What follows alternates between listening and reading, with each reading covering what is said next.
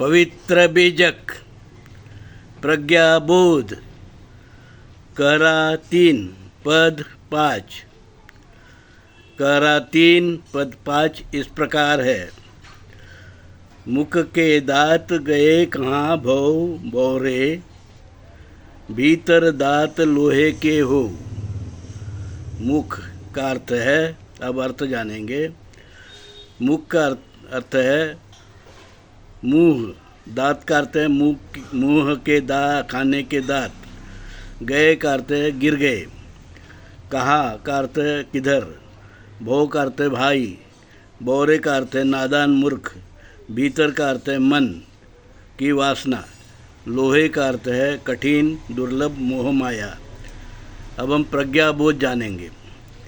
प्रज्ञाबोध परमात्मा कबीर कहरा के इस पद में बताते हैं कि मानव प्राणी वक्त के साथ बूढ़ा होता है, शरीर कमज़ोर और बीमार होता जाता है।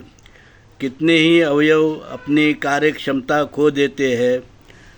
आँख को कम दिखाई देता है, दांत गिर जाते हैं, पर आलम यह है कि उनमें मन की लालसा, लालच, मोह माया कभी जब कम नहीं होती, नियंत्रित नहीं होती, तो समझे कि मानव अब भी मोह माया के चंगुल में फंसा हुआ है और जन्म मृत्यु दुख के भवचक्र में फंसा हुआ है। अब भी विषय वासना, धन संपत्ति, बड़प्पन, अहंकार, पद प्रतिष्ठा के मोह में फंसा हुआ है। कबीर साहेब इस मन के विकार पर, मार पर नियंत्रण रखने की बात करते हुए बताते हैं कि भाइयों, मानव जीवन दुर्लभ है। इसी जीवन में सदधर्म का ज्ञान हो सकता है। अन्य योनि में जीवन में नहीं। इसलिए शील, सदाचार, समता, बंधुत्व, अहिंसा का मूल भारतीय हिंदू धर्म का पालन कर आप जीवन को सार्थक कर सकते हो, क्योंकि मानव जीवन बहुत ही दुर्लभ है।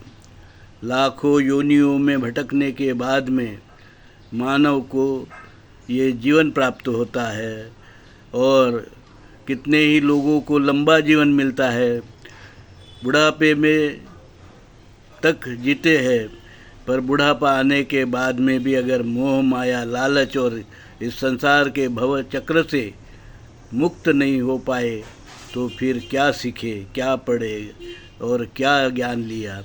तो ये मानव जीवन तो व्यर्थ हो गया। फिर भटकना पड़ेगा, फिर लाखों योनियों में भटकना पड़ेगा और उन योनियों में सदधर्म का ज्ञान नहीं हो सकता है।